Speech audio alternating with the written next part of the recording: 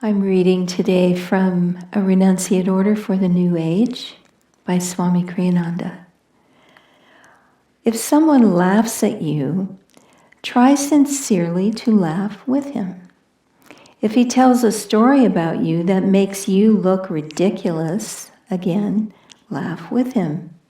And then, if you like, tell another one on yourself in the same vein. Do this with a view, above all, of deflecting from yourself any thought that may arise in your mind that you deserve better treatment. If, however, his laughter is deliberately unkind, inappropriate, or in bad taste, calmly show your lack of interest and divert the conversation to another topic.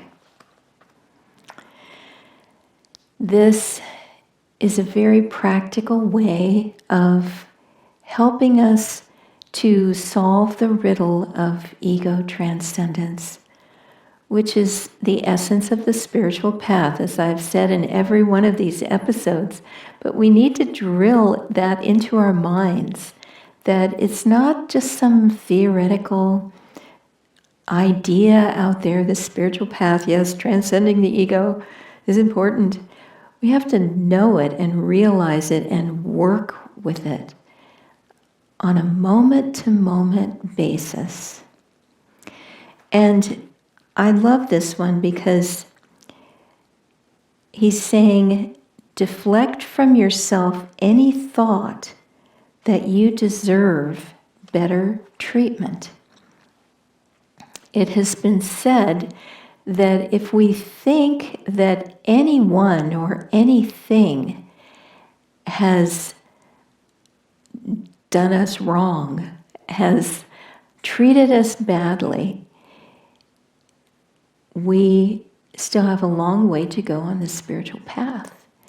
And I have often remembered that saying because, darn, there's been a lot of times in my life when people have done me wrong, and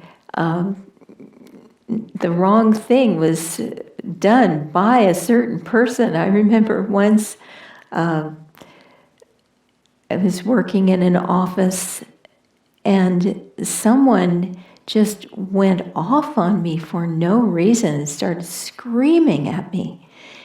And I mentioned it to a friend of mine.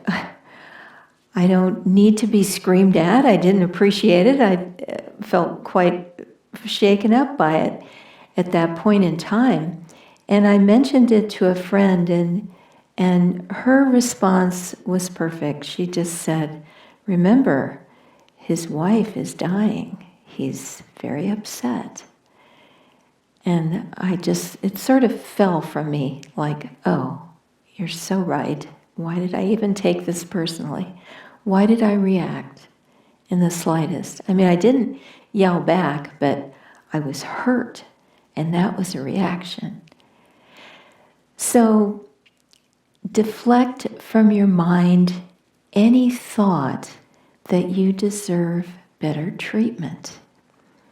Think about others. That's what I didn't do in that circumstance. I should have had more empathy to realize where his consciousness was. He was in so much pain. Naturally, it had to go out somewhere, and I was an easy target. But that doesn't mean that I couldn't have helped in some way. And that's where we need to grow. We need to be able to see through people's words to the pain that they feel. And not to take ourselves seriously. That's another aspect of this reading that I just gave from Swami's book. Don't feel as though you're this sacred edifice. Be able to laugh at yourself. You have nothing to protect. You are a child of God. Someone once said of Swami Kriyananda that he was like a kitten on the lap of the Divine Mother. That she could roll him around, put him on her shoulder, do whatever to him, and he was just her little kitten. He would take whatever she gave him. So that's a lovely image for ourselves too. Let's try to be more that way, not feel things personally that happen to us. In fact, Swami would sometimes say to us, when something bad happened, think of it as having happened to someone else. In other words, depersonalize it. Don't take it onto yourself. And when people do things like yell at you and mistreat you or seemingly mistreat you, don't take it personally. Realize it's the pain or the ego or the negativity in them.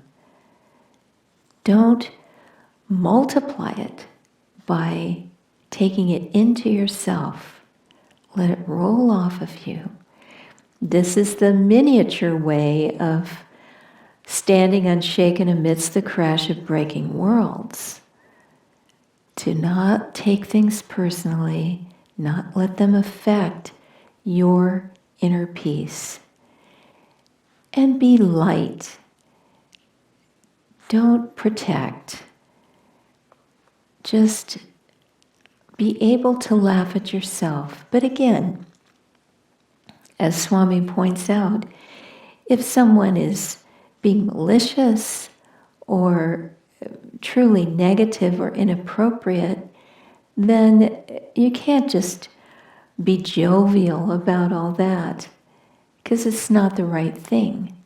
We need to discriminate and be able to tell the difference. Stand up for yourself, stand up for truth, more importantly.